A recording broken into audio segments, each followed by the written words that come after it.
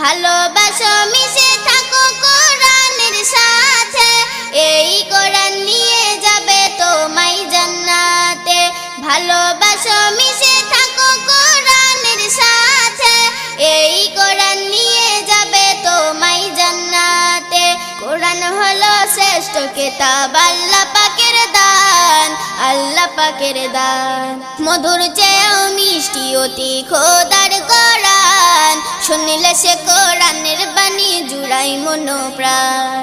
মধুর চেয়েও মিষ্টি অতি খোদার কোরআন, শুনলে সে কোরআনের বাণী জুড়াই মন প্রাণ।